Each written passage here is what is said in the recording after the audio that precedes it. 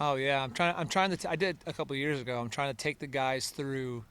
You have so many meetings, so it's like every day. What I'm trying to do is take them through every All-American linebacker that we've had, starting with Ike Kelly, because it dawned on me last year, like Ike Kelly still comes to like the captain's dinner. So it's like he could be walking around and our guys have no like. When you're playing, you're like, there's just a bunch of old dudes that are here, and you don't really realize it when you're young. Like when you become a junior and a senior, you start to have an appreciation. Coach Tressel always taught us the history of this place, and so I'm like, we have a lot of guys who are from out of state, and even the in-state guys are just young. You know, we did a little Mount Rushmore of Ohio State yesterday, and Edric Houston came and asked me the Mount Rushmore. I'm like, gosh. And when I mentioned Randy Gradishar, he like never heard the name, and I'm like, they're just young. Like it's not even, you know what I mean? It's not they don't care. They just don't know. So anyway, we started with Ike, and then we've gone Randy and Tom and Spiels, and we hit Pepper today, and um, yeah, I will definitely skip over myself though. That's 100%. Yeah, They yeah. already know that one. I don't know if they know that one, to be honest with you. So I don't know. Sometimes I just got to remind them. He's playing so fast right now. I think when he was young, trying to teach him just the scheme and everything about college football, it was a lot. It was overwhelming. You had to kind of pare it down. And now it's like he has this ability to not only his ability to diagnose. I think that's why I always fought for him to stay at linebacker. Because if you remember freshman year, we had some injuries with Amari Abor, and then all of a sudden Veli went to DN, and I kept pounding the table just even as a GA, like he can see it as a linebacker. He's got to play off the ball. He's too freakish not to like. He can see the game well.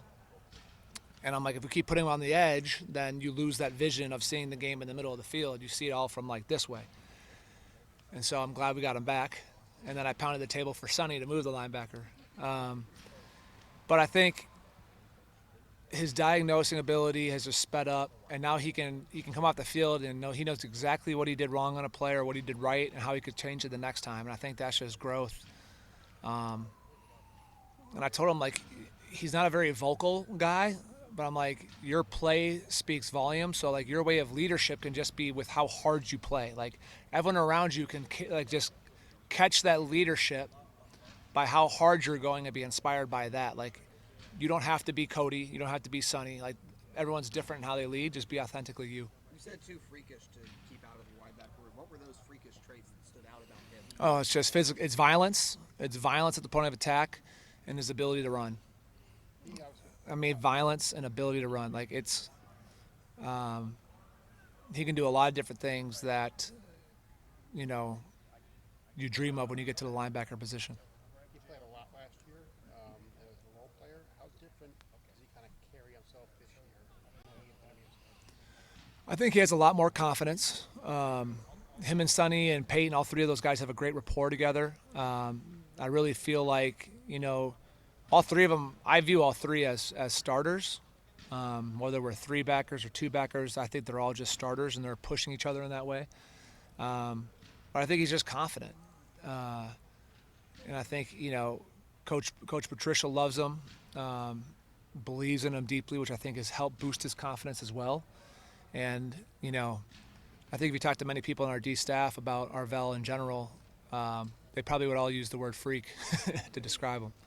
Has there been any experimentation moving him around, maybe putting him on the edge in some odd fronts, maybe some stuff like that? For right now, early in camp, we're kind of keeping things. We're trying to get really good at the fundamentals, but Arvell has, the ability to cut it loose. So I think that's when you describe freak. Like I think he's almost one of those guys that's positionless. Like he can work at multiple different spots. Now, a lot of that might come down to game planning, but he definitely has the talent level to do multiple things for us. How much does Peyton unlock? Is Riley proof? Yeah, How much does Peyton and his development kind of unlock what you guys can do in that linebacker room? Well, a lot, because Peyton, you just feel him every single practice. Like he is downhill.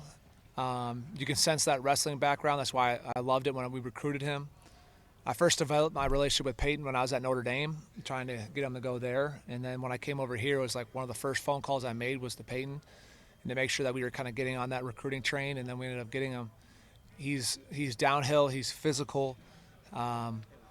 He has this tough guy leadership qualities that's similar to Tommy.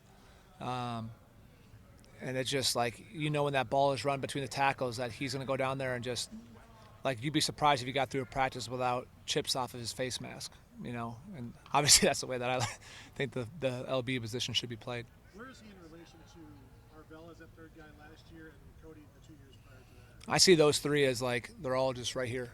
Sonny, Arvell, and Peyton are all right here. So I think having those three to be able to throw in them at any given time to keep everybody fresh as the game goes on. And Coach Patricia has, given, he don't really care. It's like you're in charge of the rotation and let it roll. So, and that could be fluid. Like I tell the guys all the time, like when you're at Ohio State, man, your locker is rented. Like you don't own anything.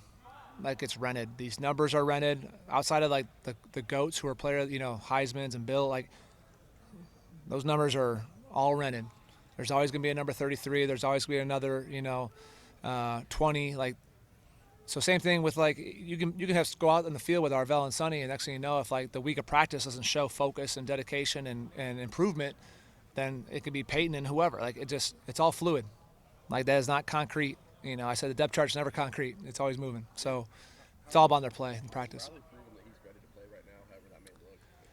Yeah, I think Riley has proven, obviously getting your black stripe off is a big deal, but Riley has shown really a tremendous growth, even from the spring. Like you saw the traits and stuff, but just mentally, I think he's studying better. I think he's starting to kind of get a feel for how things are done, at this level. And he's at a really strong fall camp. Still some mental things he's got to improve on. He's young. You have to take that in consideration, being a true freshman, but I expect, to see Riley on the field in some form or fashion, whether it's special teams or whatever it is, week one. Who else has proven they can play for you, James? I mean, Stove had a great day. I felt like Stove had a good day today. I think TJ is going to be a really good football player. Eli has shown flashes. So, I really love my room, honestly. You got to keep challenging the young guys. I mean, we're in a grind right now of, what we call like a yellow practice, then green. Like this is a big week of movement because it's physical and, these are more mental days. You got to really just take it period by period because you can look up and be like, oh my gosh, we have this many plays to do today, and you'll be defeated by it. You really got to take it like, what am I going to do on these 4 plays that I got? Go rest. Think about the next 4. With those guys being at the top of the depth chart the way that they are, what do you want to see from TJ and Eli to tell you that they can make a contribution, whether that's on special teams or whatever you guys might do? Man, you got to be locked in mentally. It all starts with like, where do I line? I tell the guys all the time in the linebacker room, like, where do I line? What's my assignment? What are the adjustments that can come with this assignment? And if you know those threes like the back of your hand, well, now you can anticipate and play fast. So if you're out there and you're like, well, where do I align? You don't even know what formation the offense is in. Like, you're clueless. But if you know exactly where I align, that tight end's off, he's looking back, he's about the motion. Hey, alert, we got to slide the front of the motion. You slide, now the rotation changes. Now I can look at this tackle setting back, or is he flat? Is it run past? Boom, set hut. But if you're out there like, where do I even put my eyes? Set hut, like you'll just be frozen. So like it all starts with the young guys right away. Like mentally, are you engaged? No mental errors, can't play with mental errors. And then from there, it's just physicality and violence. And that's going to be everybody. Now, the older guys, you obviously expect no mental errors. Young guys, they're going to have some. A couple more questions. With Riley, I know that you don't put like individual expectations on guys, but for where you want your freshman linebackers to be on August 2nd or whatever, is Riley ahead of where you kind of think a baseline freshman linebacker should be? I'm trying to think. I mean, I'm still very young in this, so I'm trying to think of like, yeah, I don't know. Every player is just so different. So that's a hard question to answer. I've been very impressed with him. I think physically, he's shown that he, belongs and is ready for college football. Is he further along or not? Peyton was really had a glimpses last year in camp. I feel like if Peyton had a whole spring of last year going into fall camp, it would have been different. So that's really he's my only. Him and Stove are my only guys that I'm trying to judge off of. But I've just been impressed with Riley. I'm not going to say whether he's further or less along. James, you've been around 5 or 6 months now with Matt. Has there been anything that surprised you about working with him? No, I mean he's so smart, and the blessing that I had was that when I worked for Al Golden at Notre Dame, Al worked with Matt at Detroit. So some of what Al did was what Matt does, and you mix that in with what Jim did, and now there's so much that we did well last year. And so anything that has been new or added, like some of the terms, like, oh, I've spoken that language before, but I've known Matt since he worked me out when he was with the Patriots. Must have been a bad workout because he didn't draft me. But I think he's just so smart, and the way he sees the game, and he's really helped our players as they get lined up and they identify what's the offense telling you when they line up.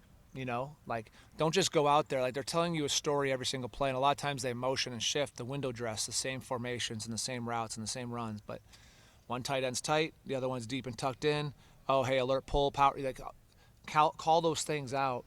And I think he's helped with, like, the football intelligence with some of the young guys on our team kind of play the game within the game. What do you remember from Tim getting and ready? Matt, all having been in the league and how long, have you seen that kind of like filter down? I mean, from an awareness standpoint of where y'all can get to, if you follow my drift there. Yeah, I mean, I just think we have a really strong staff in general across the board. But, like, when you talk about Larry and obviously his experience, it's well documented, and Coach Guerreri is really smart and does an excellent job preparing the back end. And so, obviously, I've known Tim for a long time and what he's done with the corners, and you add Coach Patricia to all of it. So, I think we work really well together. I think it's been a fun process to kind of get in a rhythm from spring through summer, and our guys are playing fast. I mean, it's perfect, but our guys are playing really fast right now. What do you remember from getting ready for those Texas games, 20 years ago, and kind of the It's been 20 years. Early in the season? Gosh, has it really been 20 years? I remember getting in Ted Ginn Jr.'s way on a kick return. I was an up back, and I think there's a photo. I'm sure y'all can't wait to find it. But he's running right behind me on my kick return. He was way faster than me, so I should have gotten out of his way. He may have housed it. I just remember, like, how crazy the shoe was. My freshman year in 2005. Remember, like, the Texas O-line, sometimes they were walking up to the line of scrimmage. Tim, you probably remember. You were like, I'm not going to say it. I was going to say make an age joke. But they were, like, trying to pump up the crowd almost when they were on offense. Like, there was such a swag that game had. Like, those are two. I mean, that season had some really good football teams. I say all the time, like, the 2005 team I was a part of was maybe one of the most talented, if not the most talented, that I played on. And we lost to Texas at home in a 2-minute drive. I mean, you talk about the what-ifs there I'm not going to bring them up. You guys have already documented those. The what-ifs in that game, losing in Happy Valley. And then you beat Notre Dame. Like, you look around the country, and Penn State, where they were ranked, and Notre Dame was a dang good football team. And then USC and Texas, there's some really good football teams. So it's kind of like you just got unlucky with the year and kind of how it fell.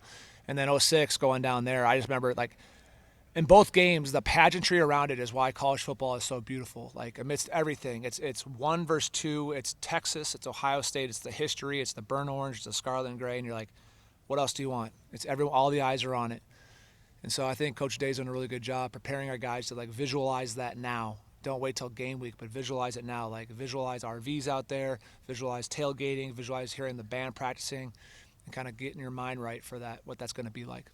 James, thank you very much.